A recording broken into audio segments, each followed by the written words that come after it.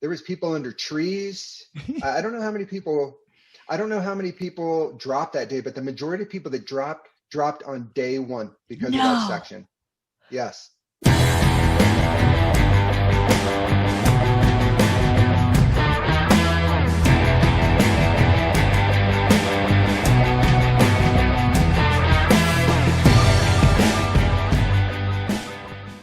Hey, how you doing? Good. Jeez. Excellent. What's happening with GottaRunRacing? GottaRunRacing. Well, it's June and we've moved eastward into Quebec, which is La Mauricie National Park. Oh. It has a beautiful owl on the medal. Mm. That's pretty sweet. With We Run the North. We Run the North. Virtual. Yes, that's right. And big swag week. Mm-hmm. Getting lots of deliveries. We have our Monarch Butterfly virtual medals that have arrived. Mm-hmm. They are gorgeous. Insert photo here. Two-sided. Shows the life cycle of the Monarch on the back and the Monarch on the front. And cool swag. And cool swag. We have a really awesome neck gaiter that features a really neat geometric design that's also on the medal and will also be on the bib. Cool. So check that out. That's GottaRunRacing. GottaRunRacing. Who's on the podcast today? Noel Kingston from Prescott, Arizona, who's just fresh off the finish line of Cocodona 250 in Arizona, 256-mile event. I can't wait to hear his adventure. Yes. Because it took him 5 days or something like that. 108 hours. We're going to hear all about that. That's right. Coming up. Hey, Noel, welcome to the podcast. No, thank you so much for having me. I'm so very excited to be here. Well, you and I met about a year and a half ago now at the 2019 Javelina 100 when I was volunteering a few days before the race. Yes, I know that when you reached out to me, that as soon as you sent me your picture, I recalled you. Again, it seems like the more you're involved with this, all the races seem to just meld together, the faces and the people. But yes, I definitely remember volunteering with you. And then you also ran the 100K at the event. I sure did. Yeah, it was, I loved it. I loved every minute of it. And we're big fans of Aravaipa. So when we saw that you were running Cocodona, I thought you'd be the perfect guest to have on to chat about it because we were having serious race envy during that week. What it was about 3 weeks ago now? Serious race envy, but it was so fun to follow you along on Facebook and see what everyone was up to. So that's what we're going to chat about today. I'm not sure if you're aware, but I actually turned 56 on day 3 of the event. So that was part of the reason for me running it was to celebrate my birthday in high fashion. Absolutely. What a way to do it. Well, let's start right at the beginning. So you live in Prescott. And how long have you been running, Noel? Approximately 15 years ago, I started to get into running again for health reasons. You kind of reach that point where it's like, I need to do something to get healthy. I started doing 10Ks, went up to the half marathon and then the marathon distance. And that's when I came upon the trail running scene and started to see the ultra runs. And that was in around 2012. And I thought that I might like that because I did a lot of hiking. I enjoyed being outdoors. What exactly is your role with Aravaipa? Because when I met you, you were sort of leading a crew, I believe, at the main base. After I retired, I was volunteering a lot for Aravaipa. There was races where I would volunteer to course mark, volunteer to do setup, volunteer aid stations, volunteer breakdown. And then finally I don't know, it was just an epiphany. I was like, why don't I see if I can just become part of their team?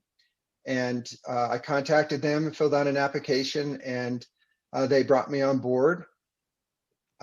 Right now, since I live in Prescott, they have a lot of races down in the Phoenix metropolitan area, and I'll occasionally go down there. But initially I was hired for like their big 3 races. So they have the Javelina in the fall, and it's going to be, I think it's going to be at full capacity this year. I think they've already got that approved. So it would be the Javelina races in October, and then across the years, and the Black Canyon Ultras, which is a golden ticket race. And I certainly would have been working Cocodona if I had not been, if I had not begged, to allow them to have me run it. So, what was the appeal of Cocodona for you specifically? As soon as Cocodona kind of was being talked about, Jamil Curry, of course, was behind the scenes planning this, and I don't see, I'm not like in the mix where I see all this stuff going on with Aravaipa, but as soon as I caught wind of the Cocodona, that's when I started thinking that this would be a perfect event for not only my type of running, but also because I live here. It goes through, again, the course goes through Prescott, goes through Prescott Valley and Mingus and Jerome, and I know all these communities. So that's when I knew that that I wanted to commit, to the race and experience the race. Yes. What was the atmosphere on the start line? What started Friday morning? Was it Sunday morning? Sunday morning. Mm-hmm. What was the atmosphere of everyone finally getting together? No, it was Monday. It was Monday morning. Monday morning. Okay. I'm sorry to interrupt you. Yeah, it's Monday morning. Go ahead, Norm. So what was the atmosphere? Everyone's finally there on the start line, and just take us through that first morning of everyone getting on the start line after so many months of preparation. For me, I think it was different. Oh, interesting. I think there was excitement. I think there was a lot of excitement leading up to the race, but race day, I was pretty serious. I knew that first day, I've explained it, and I've listened to a couple of your podcasts, so I can swear on here, I think, but yes, you can. I knew it would be a shit show. I knew it'd be just a tough day. And so I was really I was like in my own little bubble. I had friends and stuff that were running down there, and I was excited for them. And I had a couple of my friends drove me down there, my ultra runner friends, to the start. They got up earlier to do that, but it was all business for me. I knew that it was going to be a long adventure, and that that first day was going to be key. Getting through that healthy and mentally, positive, it was going to be tough. So that's kind of how I approached it. It was just like all business. It's not going to be, I'm not going to socialize. I'm not going to be goofing around and trying to have fun. This day was going to be all work, and then day 2 onward, I was going to start goofing around a little bit and enjoying it a little bit more. I think that's a good strategy. It absolutely is. You have to take it seriously, or else, you could be in trouble. You could be in trouble early on. Now, I know there were 108 finishers, but do you know how many starters there were? Right around 180. 180. Okay. All right. Yeah. So that's not bad. That's pretty good. And your goal on the first day was to get to the 71-mile mark at Camp Wamatochik, if I'm saying that right, because you were going to hit an aid station. Everybody pronounces it different. I think it's Wamatochik. That makes sense. So tell us about your first day. I have experience on the Black Canyon Trail. So we start in Black Canyon City, and then we go southbound on what would be the Black Canyon 100K. 5 miles, no running, just fast hiking. Don't even worry about running. Let people. I got passed by a lot of people, even on the uphills, and I was just like, don't let that deter you from your strategy. The crucial aid station, which is Cottonwood Aid Station. And the next section is 22 miles. So the race director was recommending 3 liter capacity for everybody. and I have 5-liter capacity because I knew, again, it was going to be a shit show. I knew it was going to be hot, exposed, and a long section. There was a lot of people that were suffering on that section. There was one young guy that was from back east, and he passed me. He was doing really well, and I came upon him, and he was just kind of sprawled out in the middle of the trail, and he was cramping. He was cramping already. Wow.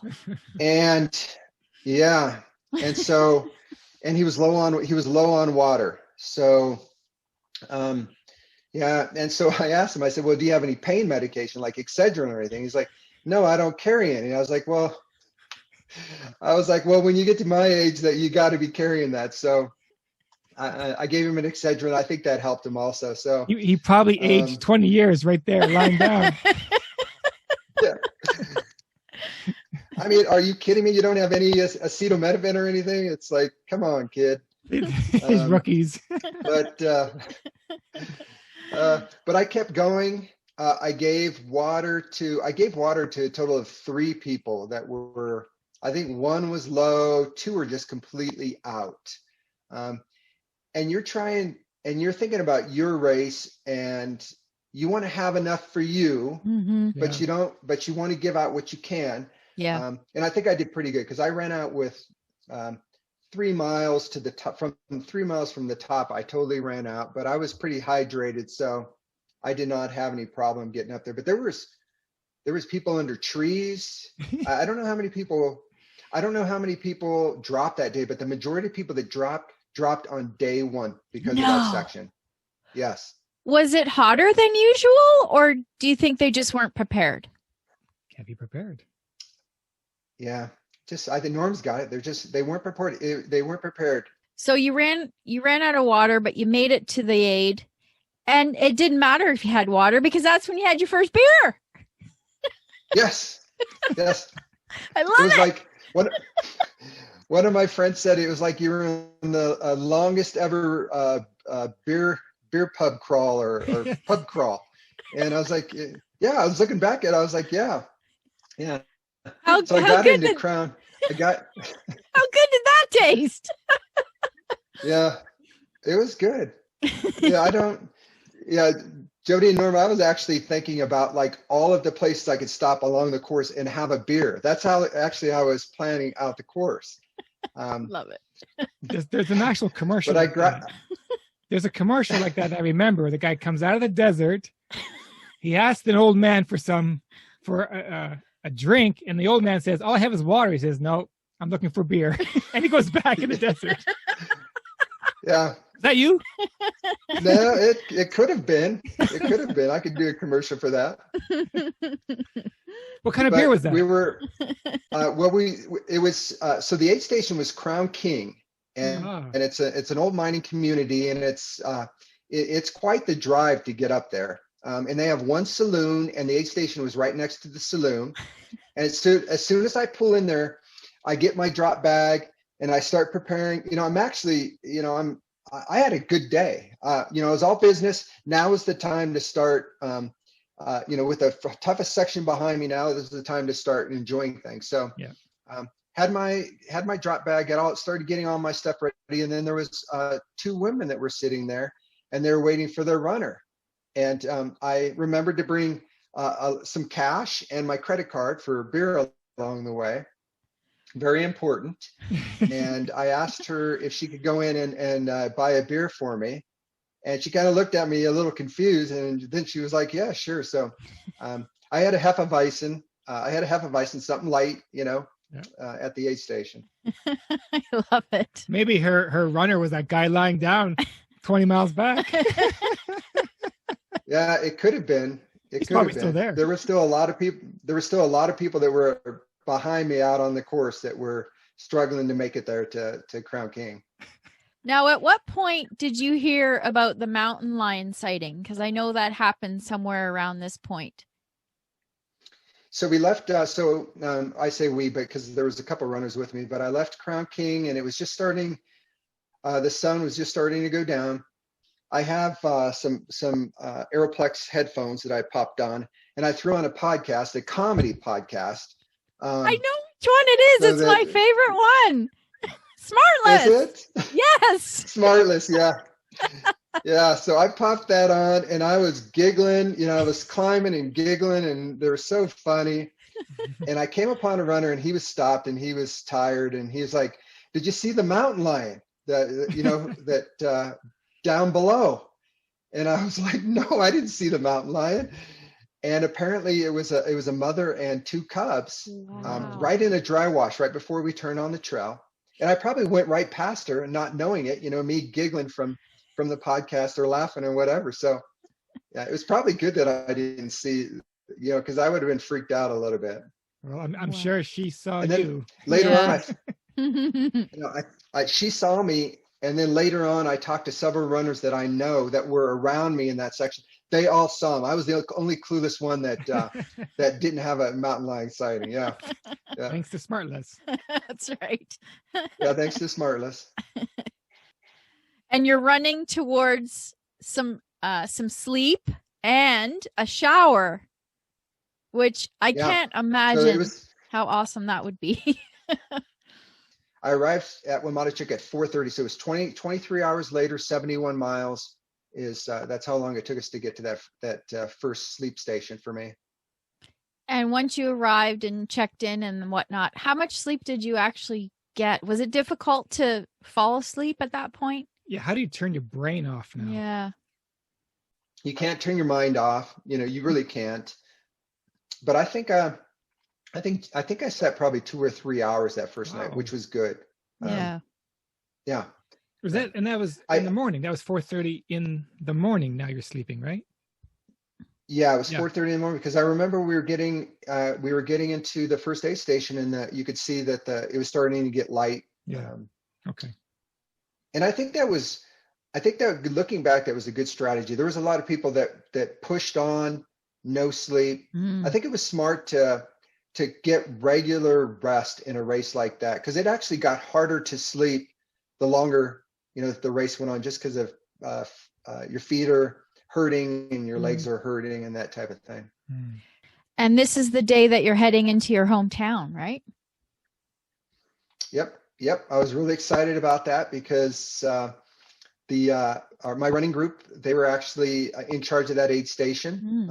All of them were volunteering and they were heading up the Whiskey Row aid station. So, and I knew all those trails. It was very comforting to know the trails going into Prescott. And then I was ahead of schedule. I was ahead of schedule hitting Whiskey Row, and it was really fun. I felt like a rock star coming into Whiskey Row with all of my friends there and cheering me on. It was a lot of fun. We are familiar with Whiskey Row. Yes, we are. Yeah, we visited. Yeah. We loved it. That town is just so historic. That's why we kind of liked Prescott. Yeah. I was kind of curious about the tracking device because you were ahead of your time. So I guess your friends were tracking you. They know you're coming in. How accurate was this tracking? I couldn't tell you. I think it was very accurate because they were, I think that was the thing about this race is not only the tracking where you could track every runner, but then they also had the live stream. I have several of my friends who aren't even running who told me that they could not get away from their computers, because of the race. So that was smart for Aravaipa. That was smart for Aravaipa to do that. Yeah, very smart. Yeah. That's the type of thing that Aravaipa does. It seems like they're on the cutting edge of things like that. And at Whiskey Row, let me guess, more beer. Yep. I actually had all my friends had beer for me. And so I had a beer there. Yes. Oh, and I didn't mention the whiskey shot that I had at Wamatichik either. So nice. That'll keep you warm at night.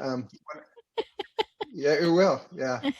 So 2 beers and 1 whiskey shot so far. Okay. Out of Whiskey Row. We're gonna put that in the video in the corner. We'll do the X's for the beer. The beer shots. Okay. All right. And at this point, you're going to be hitting the 100-miler mark. You haven't quite yet, right? No, I haven't hit it yet. I left Prescott. out in the middle of nowhere. That's all grassland. There's a lot of pronghorn antelope and everything out there, high grassland. Out in the middle of nowhere, there's a sign that says, 100 miles. So, and that was right at 35 hours for me. Nice. I'm going to ask you about mentally. Most people, they think of the 100-miler as a point in the race where this is it. You're not even halfway, but it's a point where the benchmark. Mentally, this is going to break me, or I'm going to stop at 100 miles or something. So how do you get past that benchmark to keep going? Because it's not even halfway yet. But most people would stop at 100 miles. Be happy with getting to 100 they'd be miles. happy with 100 miles, I guess. How'd you get past that? I had that thought when I hit that. It was kind of mind blowing to think, I have over 150 more miles to go. But I kind of just pushed it aside, and I celebrated that I made it to the 100-mile mark, and I kind of thought to myself, it was a tough 100-mile already. It was a tough 100-mile race already, making it in 35 hours. But I basically just kind of put it away and started thinking about the next aid station. And you wake up and it's your birthday.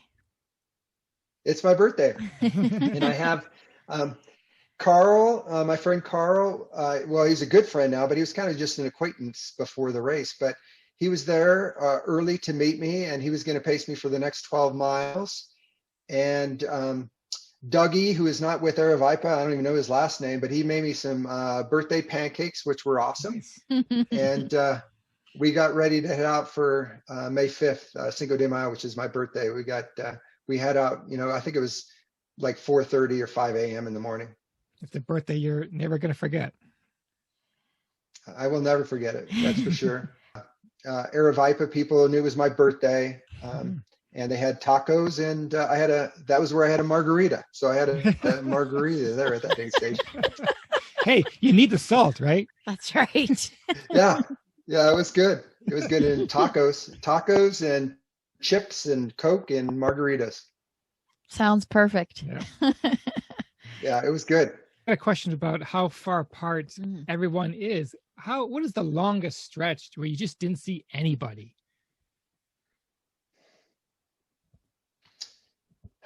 Oh, there were later on, it seemed like maybe just where I was at, like in the group of people, there were sections, 15-mile sections where I didn't run into anybody, where it was just me and my pacer. So at no point during this race, you thought that this is just not going to happen. Yeah. Never. Yeah, that's good. Wow. Wow, that's great. Yeah, now, never had doubts. Great. That's amazing. So now you're heading towards the 200-mile mark. Is that right? Yes. Yeah, home stretch. That was once we got up on the the final stretch. Once we got up on the Coconino Plateau, we're running basically on these old Forest Service roads through these ponderosa pines and burned out areas. We picked up Danny from California. Westergaard, I think was his name. He's a 61-year-old runner, and it was fun running with him. He said he's going back in July to do his 13th Badwater. Yeah, crazy. James and I kept saying, why would you do that? And he was like, I don't know. It's just like, it's what I do. And so he ran with us all the way to Cinder from that point.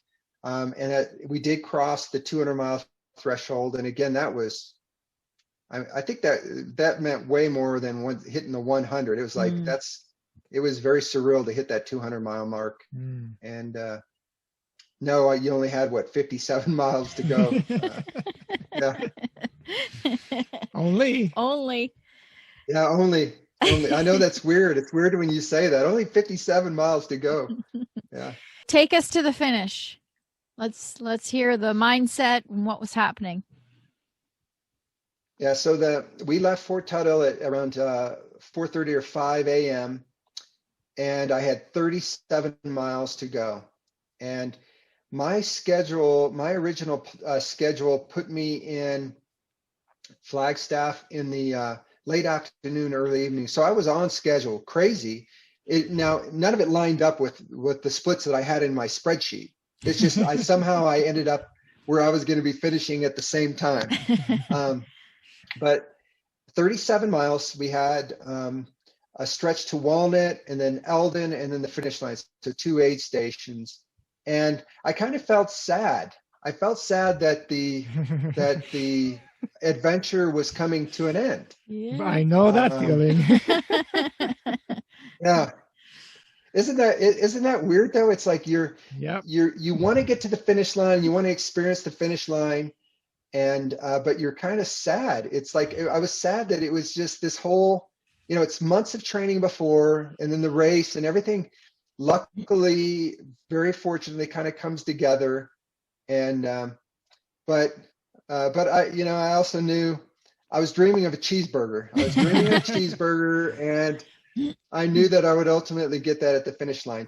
I was able to run quite a bit of the last section, had several friends meet me along the way, cheering me on.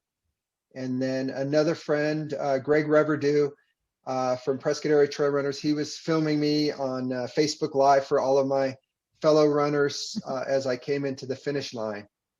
And very cool finish to finish in downtown Flagstaff. Yeah. Wow. Congratulations. Yeah. What an adventure. Thanks. Yeah, and it was great. It was amazing. And were you ready to go home and sign up again, or would you have to think about that? If they would have had registration open again, I would have signed up right away. And you finished in 108 hours? Yeah, 108 hours, just over 108 hours. Yeah. Wow. That's incredible. It's mind-boggling. Yeah. How's your recovery been, Noel?